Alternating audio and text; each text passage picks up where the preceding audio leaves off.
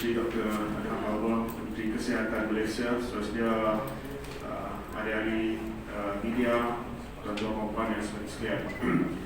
Pertamanya, seperti biasa, bilangan yang telah mendaftar sehingga hari ini adalah 8,513,651,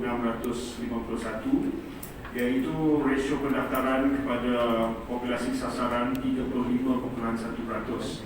Ini adalah peningkatan daripada minggu-minggu sebelum ini, dan kita melihat usaha untuk meningkatkan kesedaran pendaftaran sedang menunjukkan kesan yang baik, dan saya percaya jumlah pendaftaran juga akan meningkat selepas ini. Bilangan yang telah divaksinasi secara keseluruhannya adalah 979,794.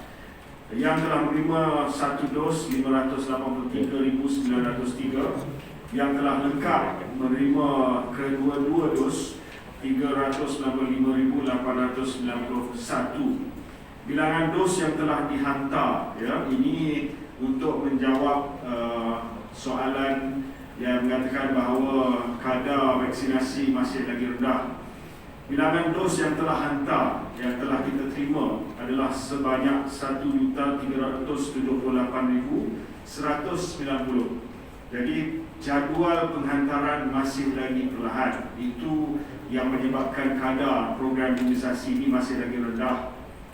Kita dijadualkan menerima bekalan yang banyak pada bermula daripada bulan Jun. Ini semua dalam rundingan yang telah pun kita laksanakan. Ini adalah disebabkan rantaian bekalan di peringkat dunia menghadapi pelbagai masalah dan cabaran, dan juga sikap daripada negara-negara maju yang telah beli dan telah menempah bekalan vaksin dengan kadar yang begitu besar, sehingga mereka telah beli untuk dapat memberi vaksin kepada setiap penduduk mereka 5 kali ganda. Jadi sikap tamak daripada negara-negara maju ini adalah antara sebab negara-negara membangun seperti Malaysia dan juga negara seperti Australia menghadapi masalah dari segi bekalan vaksin buat masa ini. Jadual ini akan saya umumkan nanti ataupun akan saya terbitkan nanti agar orang ramai dapat melihat dan dapat melihat kepada perancangan dari segi jadual penghantaran vaksin kita. Setakat hari ini kita melihat bahawa negeri yang paling tinggi pendaftaran adalah dari segi rasio adalah wilayah Persekutuan Putrajaya, Selangor, wilayah Persekutuan Kuala Lumpur, Pulau Pinang dan Negeri Sembilan. Manakala 5 negeri yang paling rendah pendaftaran adalah Sabah, Kelantan, Pahang, Terengganu, Kedah. Jadi diperlukan usaha untuk meningkatkan pendaftaran di kelima-lima negeri tersebut. Jawatankuasa Jaminan Akses Bekalan Vaksin COVID-19 telah memutuskan untuk melaksanakan pemberian vaksin Sinovac kepada golongan warga emas berusia 60 tahun ke atas selepas penilaian Jawatankuasa penilaian calon vaksin yang mengambil kira data terkini serta perkembangan amalan penggunaan di negara lain. Vaksin tersebut didapati selamat, berkesan dan stabil untuk diberikan kepada kumpulan warga emas. Sebagai contoh, negara-negara yang telah melaksanakan pemberian vaksin Sinovac kepada populasi 60 tahun ke atas adalah Turki, 11 juta lebih penerima warga emas, Brazil, 7 juta lebih, Chile, 3 juta lebih. Sukacita saya umumkan bahawa fasa 2 seperti mana yang telah pun kita rancang akan mula pada 19 hari bulan April. Setakat hari ini kita telah menghantar 31,776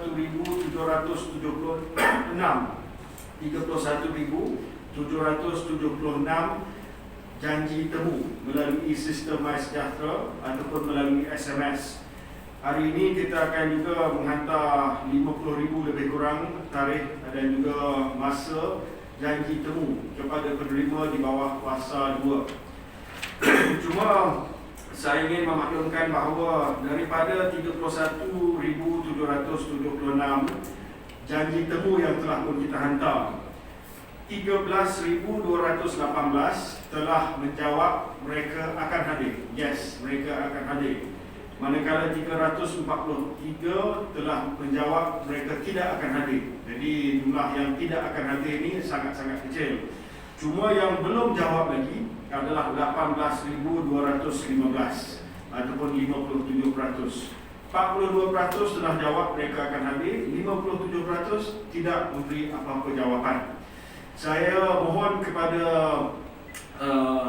mereka yang telah pun menerima detail janji temu untuk menjawab sama ada mereka akan hadir ataupun tidak. Ini membolehkan kita buat perancangan di pusat pemberian vaksin. Kalau sekiranya kita tidak tahu berapa ramai yang akan datang, mungkin akan berlaku pembaziran vaksin. Tak cukup vaksin dibawa ataupun vaksin yang terlebih banyak dibawa ke pusat pemberian vaksin.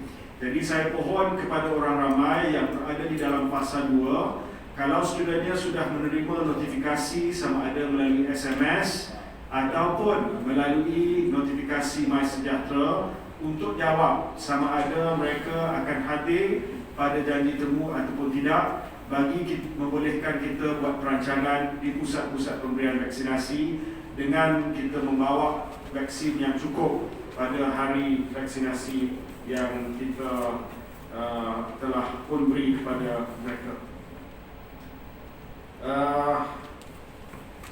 Itu sahaja daripada saya. Saya serahkan kepada Syed Adam. Terima kasih Yang Berhormat Menteri Mufti, Yang Berhormat Saudara Hari Yamuddin yang bersama saya pada hari ini berkaitan dengan penglibatan hospital swasta dalam program imunisasi COVID-19 kebangsaan untuk fasa 2 dan 3. Kementerian Kesihatan Malaysia berlandaskan prinsip vaksin equity, di mana kerajaan akan memberi vaksin secara percuma kepada semua, telah bersetuju melalui Jawatankuasa Khas Jaminan Kesihatan Vaksin untuk melibatkan hospital swasta dalam program imunisasi COVID-19 kebangsaan fasa 2 dan 3 sebagai pusat pemberi vaksin. Pelibatan hospital swasta ini adalah mengambil kira cadangan yang telah ditimbulkan oleh pihak hospital swasta yang tidak mahu terkecuali dalam memberi tenaga bagi memastikan sasaran sekurang-kurangnya 80% penduduk Malaysia diberi imunisasi COVID-19 dicapai segera. Oleh itu, kerajaan akan memberi vaksin secara percuma kepada hospital swasta ini bagi memaksimumkan akses pengambilan vaksin dengan lebih luas kepada rakyat. Hospital swasta yang ingin mengambil bahagian perlu berdaftar melalui Protect Health Operation Kesejahteraan atau Protect Health di laman web www.protecthealth.com.my bermula hari ini. Melalui laman web tersebut, hospital swasta boleh mendapatkan maklumat berkaitan kaedah vaksinasi, tugas, skop, keperluan, kadar bayaran dan kaedah pembayaran. Pada ketika ini terdapat 203 hospital swasta di Malaysia dan KKM amat mengalu-alukan kesemua hospital swasta ini untuk tampil menyumbang sumber demi kebaikan dan kebajikan rakyat dan negara. Pada 8 Mac 2021 yang lalu, KKM telah mengumumkan penglibatan pengamal perubatan am swasta ataupun dipanggil general practice dalam program imunisasi COVID-19 kebangsaan. Jumlah pendaftaran general practice sehingga 11 April 2021 semalam adalah sebanyak 2,304 GP telah mendaftar. GP dan hospital swasta yang telah mendaftar akan diberi taklimat dan latihan berkaitan skop-skop tugas dalam PIKS. Selain itu, garis panduan dan manual yang lengkap akan turut diberikan sebagai rujukan dalam mengendalikan pemberian vaksin kepada kumpulan dalam fasa 2 dan 3. Dengan inisiatif ini, penduduk Malaysia akan mendapat suntikan vaksin daripada fasiliti kerajaan ataupun swasta, iaitu general practice ataupun hospital swasta yang bekerjasama. Penerima vaksin akan dimaklumkan melalui MySejahtera berkenaan lokasi pusat pemberian vaksin yang ditetapkan, dan kita optimis tindakan ini akan meningkatkan keyakinan penduduk Malaysia untuk mendapatkan vaksin dan akan menambah bilangan pendaftaran vaksin COVID-19. Untuk itu, kerjasama awam swasta dalam PIKS sangat diperlukan dan kita membuka lebih banyak kemungkinan jalinan kerjasama dalam berbagai perkhidmatan penjagaan kesihatan yang lain pada masa depan. Kedua ialah berkaitan dengan Sarawak. Kementerian Kesihatan Malaysia ingin maklumkan bahawa pada 11 April 2021 iaitu semalam pukul 12.30 hari, jumlah kes positif COVID-19 harian di Malaysia adalah sebanyak 1,739. Daripada jumlah tersebut, Sarawak melaporkan kes harian baru kedua tertinggi di Malaysia, iaitu sebanyak 443 kes COVID-19 semalam. Berdasarkan pemantauan dan analisa yang dijalankan, bagi tahun 2021 didapati tren jangkitan COVID-19 di negeri Sarawak semakin meningkat bermula pada 9 Januari 2021. Kejadian ini membimbangkan dan pada hari ini saya telah memfungsikan satu syarat khas pengurusan COVID-19 untuk negeri Sarawak bersama dengan Timbalan Negeri, dengan Ketua Setiausaha, Ketua Pengarah Kesihatan DG, pengurusan tertinggi KKM, Pengarah Kesihatan Negeri Sarawak, pegawai-pegawai kesihatan dalam daerah dan wilayah negeri Sarawak, dan juga pengarah-pengarah hospital di bandar-bandar di Sarawak telah diadakan. Sesi tersebut membincangkan situasi semasa serta keperluan untuk menangani kejadian ini terus menular dan tidak terkawal. Untuk itu saya akan ke Sarawak pada petang ini untuk bertemu dengan kerajaan negeri untuk memastikan bahawa langkah-langkah yang akan diambil serta keperluan semua manusia seperti mobilisasi bilangan doktor, bilangan petugas kesihatan seperti nurse dan juga pegawai pembantu perubatan dan juga mereka yang dalam kumpulan anak sains untuk membantu serta memastikan kecukupan test kit serta PPE dan juga logistik dan keperluan ujian amal. Untuk itu saya ingin menyatakan bahawa sejak Januari kes-kes positif di Sarawak seperti dalam beberapa ini telah menunjukkan tren meningkat dan seperti ini masih lagi meningkat. Untuk itu kita perlu pastikan bahawa kita membawa bantuan dan juga pastikan negeri Sarawak dapat mengatasi jangkitan COVID. Dan data telah menunjukkan bahawa untuk kes-kes di Sarawak dia berlaku melalui kluster-kluster tertentu. Kluster yang telah direkodkan sepanjang jangkitan tahun 2021 ialah 39 kluster yang melibatkan komuniti. 21 kluster kerana gathering, iaitu family, social party, birthday party dan juga perhimpunan kecil-kecilan oleh keluarga. Kedua adalah majlis gotong royong dan juga training. Ketiga ada 5 kluster yang berkaitan dengan long house. Ketiga kluster kampung, 4 kluster cross district, 1 kluster bersawah, 1 kluster sekolah dan 1 kluster sambung ayam. 39 kluster yang melibatkan komuniti telah berlaku di Sarawak, dan tempat kerja ada 17 kluster setakat ini yang aktif. Sekolah ada 3, kedai ataupun kedai masjid 3, government office 5, camp balak 1, factory 1, mass wing 1, media 1, Sarawak Energy 1, hotel 1, 17 kluster tempat kerja yang sedang aktif di negeri Sarawak. Untuk itu kita akan pastikan bahawa segala mobilisasi dan juga peralatan serta kesiapsiagaan untuk kita terus tangani dan juga penubuhan PKRC di beberapa bandar di Sarawak perlu dilaksanakan. Terima kasih. Soalan?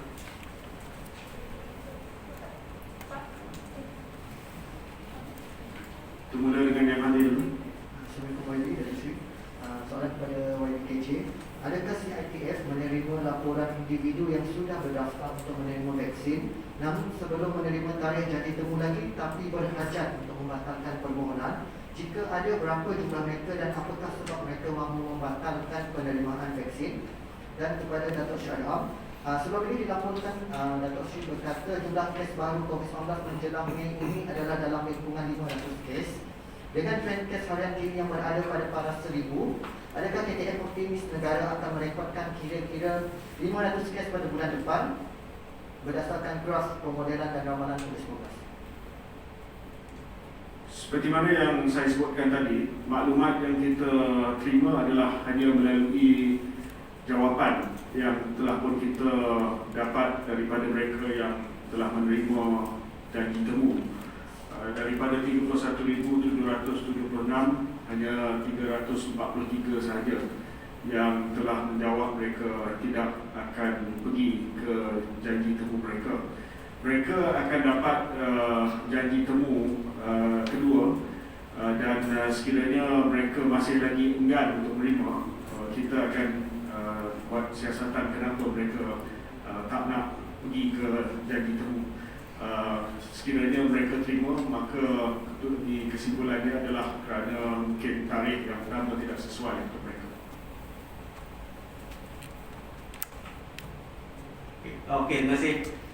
Berkaitan dengan trend dan juga observe case yang berlaku dalam negara, seperti mana yang saya telah tunjukkan pada 1 April yang lepas, bahawa kita sebenarnya di area yang mana sama ada kita akan menuruti RT 0.8 kepada 1.2 ataupun RT 1.2 kepada 0.8. Ketika ini RT di Malaysia adalah 1.06, di Sarawak adalah 1.08. Untuk itu, isu yang berkaitan dengan unjuran ataupun fokus kita untuk Mei, supaya kita dapat lihat bahawa at middle of May 500 kes akan kita kesan pada ketika ini adalah tidak merangsangkan, malahan dia membimbangkan kerana isu berkaitan dengan kemerosotan compliance kepada SOP. Untuk itu, perkara-perkara yang perlu kita tekankan di sini ialah sama ada kita dapat bekerjasama untuk terus memastikan bahawa kepatuhan kepada semua SOP dan juga guideline yang telah diberikan dapat kita sama-sama laksanakan. Pada ketika ini, kita dapati bahawa kita telah berada di RT 1.08 ataupun di Sarawak 1.08, di negara Malaysia 1.06. Kita cuba pastikan bahawa segala langkah-langkah pencegahan dan kawalan dapat dilaksanakan, dan juga negeri-negeri yang terlibat dengan kenaikan kes seperti Sarawak, Pulau Pinang, Johor dan juga Selangor, negeri-negeri yang perlu kita lihat sebagai negeri utama.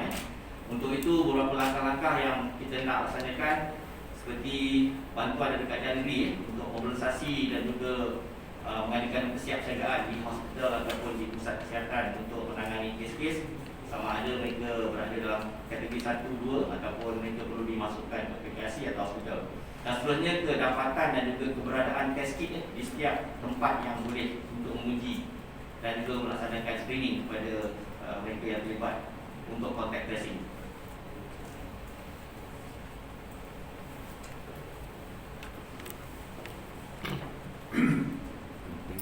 Assalamualaikum Wali dan Dr. C. Baru-baru ini Malaysia dimaklumkan penyerahan 50,000 dos kepada Bosnia. Boleh bagi perincikan dalam perkara itu, apa jenis vaksin yang akan disalurkan? Adakah yang akan memberi kesan kepada bekalan vaksin di Malaysia? Jemaah Menteri telah putuskan setelah Perdana Menteri menerima rayuan daripada Presiden Bosnia untuk memberi sumbangan 50,000 dos vaksin Sinovac kepada negara Bosnia. Namun demikian, keputusan ini akan mengambil kira bekalan sedia ada, jadual imunisasi kita, dan akan diputuskan dari segi masa penghantaran itu berdasarkan kepada program kita sendiri. Jadi dia tidak akan menjejaskan jadual kita.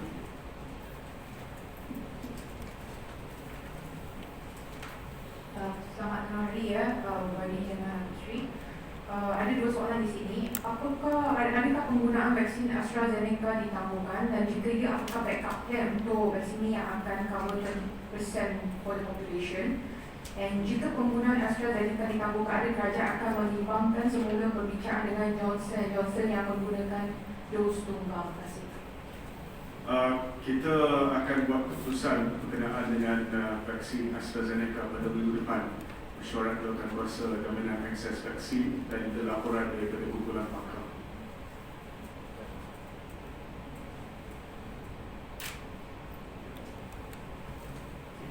Okay, on the screen. Wendy, Ya. Ayati dari Bernama. Ya. Mungkin Wendy boleh kongsikan perkembangan terkini vaksin Sinovac? Sputnik. Dia akan dibincangkan pada mesyuarat PCA akan datang. Lagi satu soalan, dekat Sarawak sudah ada satu kes yang melibatkan media. Jadi adakah kerajaan akan mempercepatkan proses vaksin media? Ya, kita memang telah setuju untuk meletakkan media dalam senarai keutamaan. Tapi seperti mana yang saya sebutkan tadi, masalah sekarang ini adalah masalah bekalan. Ya. Bila bekalan dah cukup, kita akan melibatkan media. Kita PKM menyokong untuk media sebagai ikutan frontliners lah. Daripada Zoom.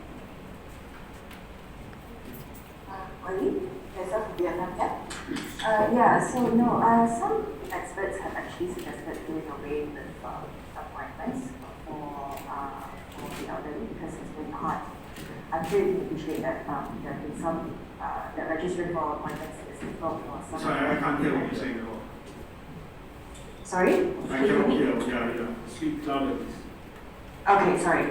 Yes, so some people have suggested doing away with registering for appointments for the elderly in phase 2 because registering for appointments is difficult for some of the elderly in terms of registering on MyStrength and the door-to-door registering that Lama is doing is also it might take some time. So and they've also suggested that you can do away with registering for an appointment because now we have different options such as Sinovac that do not require cold storage. So will the government consider this? Well, it's not as simple as that, unfortunately. It's not as simple as just because the Sinovac vaccine can be kept at normal fridge temperature that you don't require planning for the appointments at the PBBs. We have to get some indication of how many people show up on a particular day and how the vaccines are distributed, not just to the states but also to the districts. That's why we need the registration so that we can plan for the vaccinations. If you don't have an indicative number of people registered at a certain place, at a certain district, then it's really very difficult to conduct this immunization program. So for now, we keep the registration process in place, but we'll have to work harder in getting people to register.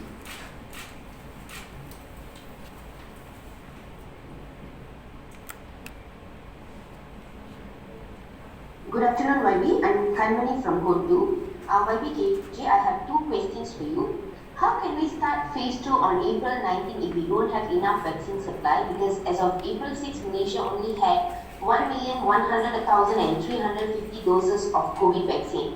Phase 1 targets 639,095 individuals. This means that the current supply, which only covers 550,175 individuals, is not enough to cover the remaining 88,920 frontliners. So how are we going to start phase 2? And my next question is, why Malaysia is considering to give Sinovac vaccine for people aged above 60? Because China CDC admits that Chinese vaccines don't have very high rates of protection. And they haven't even published their phase 3 trial data in a peer-reviewed journal. And Dr. Adam, I have one question for you. As critical COVID cases in ICU have been increasing since mid-March, what is the government doing to increase testing and contact tracing? We averaged only about 41,000 daily tests in first week of April. So the MOH said that back in January it was targeting for 100,000 daily tests. What happened to that, Dr. Sri? Okay, on Sinovac, the Sinovac vaccine, yes, the committee has reviewed the data and we have decided to use the Sinovac for senior citizens based on the Brazil trials, and the paper is currently under review. the secondary efficacy against moderate and severe cases of COVID-19 for the Sinovac vaccine were 83.7% for moderate cases and 100% for severe cases. So this vaccine is effective in preventing severe cases of COVID-19. And this is precisely what we want to avoid for phase 2 and for the senior citizens, because almost 80% of mortality from COVID-19 are those aged 60 and above. So if you can give them 100% protection against severe cases of COVID-19, which the Sinovac vaccine does afford and provide, then it is something that we need to continue to use and to protect the senior citizens. And it will be an important part of phase 2, since the vaccine, Sinovac vaccine, has been cleared for use to senior citizens. For the delivery schedule and whether or not we have enough, for phase 1, we have received 1.2 million doses of vaccines, 1 million plus Pfizer vaccines, and 200,000 from Sinovac. In April, we will be receiving more supply on a weekly basis, amounting to 712,530 doses. We are also looking at an additional 200,000 finished product vaccines coming from Sinovac, from the China factory. And this supply and this increase in supply should be sufficient for us to finish phase 1 and to also start phase 2. For this week, on April 14th, we will be receiving 133,380 doses on April 14th, 31,590 doses on April 15th, 12,870 doses April 16th, for a cumulative total this week of 177,840 Pfizer doses. So yes, we are working hard in trying to speed up the delivery, but this is dependent and contingent on the delivery schedule. And as we get more vaccines, we will certainly ensure that they are utilized as quickly as possible. Ya, terima kasih.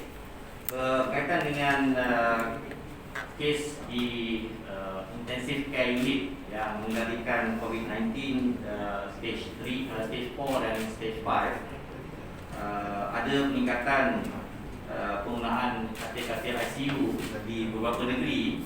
Dia tidak menyeluruh satu negara. Untuk itu, kesiapsiagaan dan juga perkara berkaitan dengan persediaan manpower dan juga perkara yang berkaitan dengan kecukupan rawatan telah pun dilaksanakan. Dan saya ingin maklumkan bahawa kadar kesembuhan kes-kes COVID di negara kita ialah setakat ini 95.8%. Untuk itu, kes-kes yang dirawat di ICU, sekiranya mereka telah sembuh, kita akan step down care kepada wabak biasa. Untuk itu, kita telah pun menyediakan tempat-tempat yang mencukupi di hospital, dan setakat ini kita dapat mengawal dengan baik. Kecuali di Sarawak, ada peningkatan kes di Bintulu dan juga di Sibu, kes yang dirawat di ICU dan juga di peringkat menggunakan ventilator. Dan ujian kita laksanakan sehingga ini mencukupi. Kapasiti ujian kita bukan saja kita menggunakan RT-PCR gold standard, tetapi juga untuk negeri-negeri yang prevalennya tinggi daripada 10%, kita menggunakan RT-antigen untuk mencukupkan jumlah ujian. Setakat ini satu kes positif, kita perlu uji lebih kurang 10 hingga 30 kes yang negatif. Dan setakat kapasiti untuk kita mengadakan ujian, kita boleh menguji satu ketika di semua makmal dan juga sama ada makmal awam ataupun swasta, termasuk angkatan tentera dan juga MOSTI serta universiti. Kita boleh capai sehingga 80,000 test sehari, tak termasuk ujian untuk antigen. Untuk itu, keadaan sekarang ni selepas 1 April, PESO tidak lagi memberikan subsidi ujian antigen kepada majikan untuk diuji. Bagaimanapun pihak tempat kerja atau pemajikan telah pun melaksanakan ujian secara bersasar dan juga targeted approach untuk memastikan bahawa mereka yang bergejala diuji dan disaring, dan mereka yang didapati sebagai kontak rapat diasingkan lebih cepat, dan juga mereka yang positif COVID dia akan dirawat sama ada di PKRC ataupun di hospital. Thank you.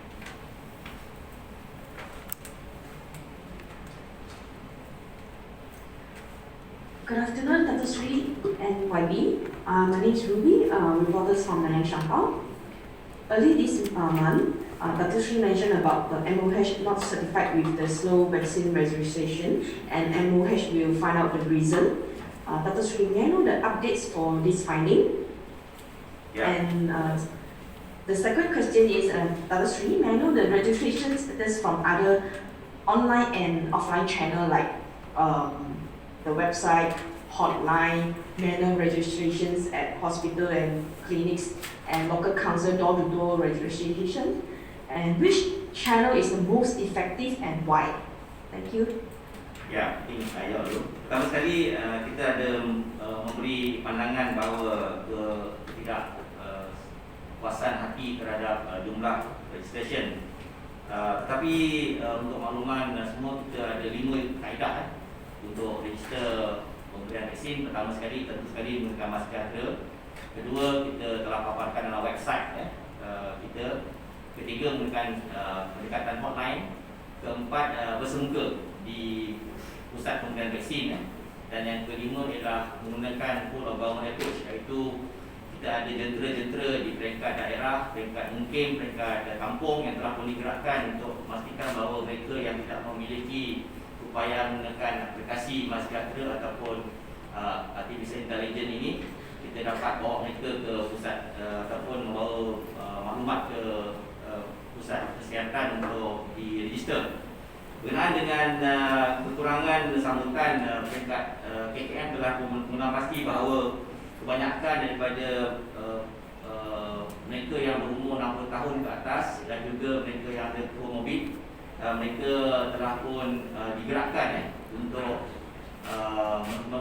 mendaftar dengan kaedah yang saya maklum tadi, iaitu bersemuka dan juga dibantu oleh peers ataupun masyarakat untuk diketengahkan, kerana kebanyakan mereka tidak menggunakan aplikasi masejahtera.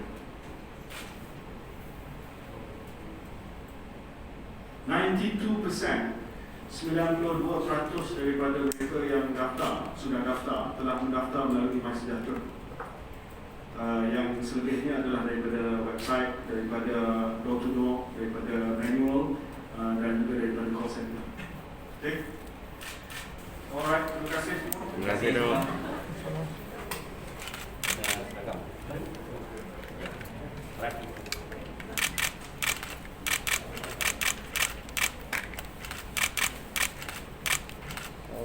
Okay, thank you. Terima kasih.